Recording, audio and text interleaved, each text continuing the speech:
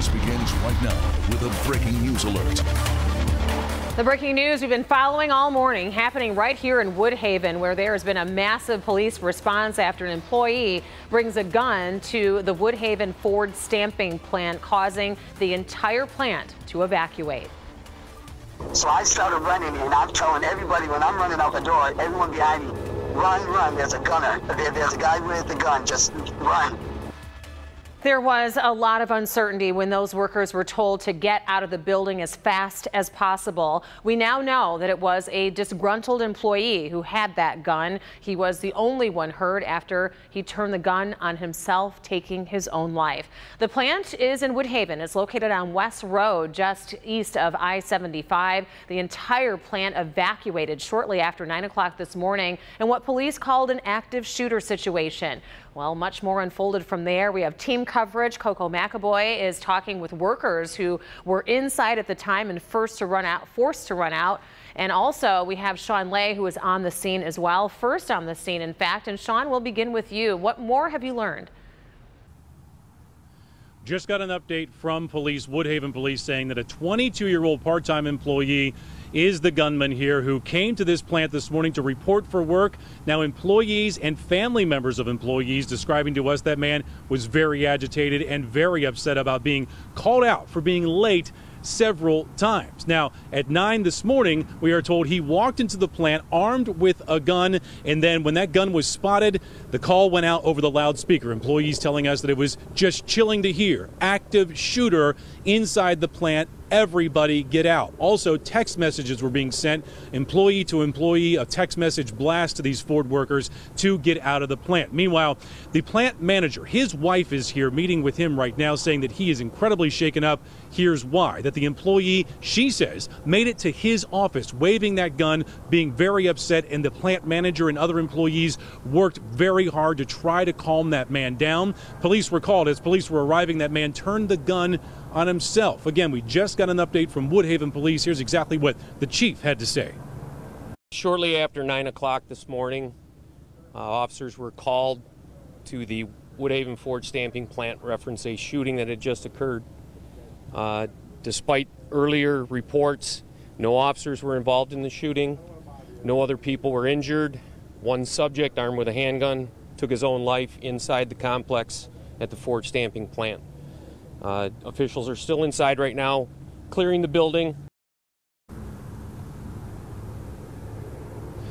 Back here live, let's take a look at this. Our cameras capturing two Ford employees who were not injured in anything dealing with the gun, but due to the stress of the situation, the terror of the situation, one person was overcome, had to be removed by ambulance, and then a second person also seemed to have an injured leg while evacuating. Sky 4 showing you the magnitude of how big the Woodhaven stamping plant is, and that's going to take a long time for investigators to go through every inch of the plant. They say they will not leave here until they make sure nothing was left behind that could hurt anyone. They're going through, MSP and Woodhaven Police going through the plant inch by inch. That's what they'll be doing all afternoon long. Again, no one hurt, no shots fired except for the gunman who brought that gun, shooting himself, a 22-year-old, they say not from the Downriver area. Rhonda, back to you. Oh, Sean, but what a scary ordeal for that plant manager and anybody who was there who witnessed that man standing in front of them with a gun.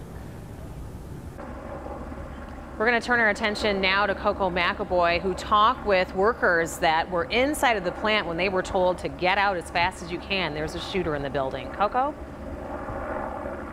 Good afternoon, Rhonda. You can't imagine the terror they felt when hearing those words. We did speak with an employee, also loved ones who were gathered outside here of the plant, and we want to show you a different vantage point here at the scene. You can see that employees are still evacuated out here. We're told that each employee has to speak with a police officer to give their information before they can be cleared from the scene here. However, we also have seen several employees leave to go home. One of those employees is Leonard. We spoke to him this morning following this incident. Take a listen. This morning, I was on the line getting everything ready to go, and one of the part-timers came in late. And instead of putting in the work, because to me he looked maybe he was under the influence or something, they sent him home, they walked him out. Well, like an hour and a half later, my chairman comes running through. He tells me to drop everything I'm doing, run as fast as you can, there's a shooter in the plant. So I'm just saying, what the hell? I mean, what the hell's going on? So he said, run, Lenny, run. So I started running, and I'm telling everybody when I'm running out the door, everyone behind me, run, run. There's a gunner. There's a guy with the gun. Just run. So then we all got outside, and then about 15 minutes later, I heard that it was the actual part-timer that got sent home early that was the shooter. And Leonard, what thoughts were running through your mind when they were telling you to run?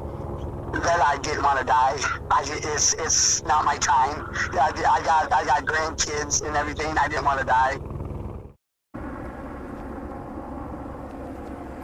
Out here live now, you're taking another look at the scene here. Again, you can see several employees are evacuated out here. They also brought a bus here to the scene. I'm told that's so employees have a chance to sit down, also have a chance to use the bathroom, because again, they've been out here for hours following this incident. And as you heard from Leonard, this is obviously an extremely scary situation to be in as an employee. Fortunately, none of the employees were injured except for that part-time employee who shot himself. Now, along with speaking with Leonard, we also spoke to his son and wife, who were out here very concerned after hearing the news, and you'll hear from them today at 5 o'clock. Back to you. What a scary ordeal for all of those families. We'll be hugging their loved ones a lot tighter tonight. Coco, thank you. We will continue to keep you updated. You can see it's still an active scene there with authorities there. We'll keep you updated all afternoon long at clickondetroit.com as we hear more from the workers, plus our live coverage from the plant on Local 4 News beginning on First at 4. Meanwhile, in other news, several teens are now being questioned in Genesee County after rocks were thrown off of an I-75 overpass, killing one driver below. 32-year-old Kenneth White of Mount Morris Township was in the passenger seat of a van heading south along I-75 when the windshield was hit by a large rock. The rock went through the windshield and hit White in the head, killing him. Police say that 4 other cars were also hit by large rocks. No other injuries were reported in those incidents. Police are investigating after a girl is hit by a car in Warren. Police are telling us that the girl was on her bike in the crosswalk area of Hoover and Common outside of Cousino High School when a car hit her. The driver did stay on the scene and cooperated with investigators. The girl suffered only minor injuries. And let's get over to Brandon. Another beautiful day coming our way. Boy, does that look pretty. I mean, cloudless out there, and the winds have really relaxed today, so probably the nicest day thus far on a pretty good week. Look at these numbers out there right now. 66 in Monroe, it's 64 Howell, Ann Arbor, 65 in Mount Clemens, 66 in Port Huron. The winds only anywhere between 6 and 12 miles an hour around the area, coming out of the south. Once again, just slowly warming us up. Middle 60s right now. Fabulous, fantastic, finally Friday. Temps heading to near 70 degrees at 2 o'clock and 73 our afternoon high temperature. High school football tonight looks good. It's dry. Sun goes down at 6:43 earlier and earlier, but numbers will fall back down through the 60s. Grab a sweatshirt, whatever your plans are tonight. It's not going to be real cool, but the sun does set sooner and it does create coolness a little quicker. Coming up, we'll talk about a change that is finally coming our way, whether you want it or not, and a look at the winter outlook ahead. I don't even know if we want to hear about that winter outlook, Brandon. All right, we'll check in with you in a few.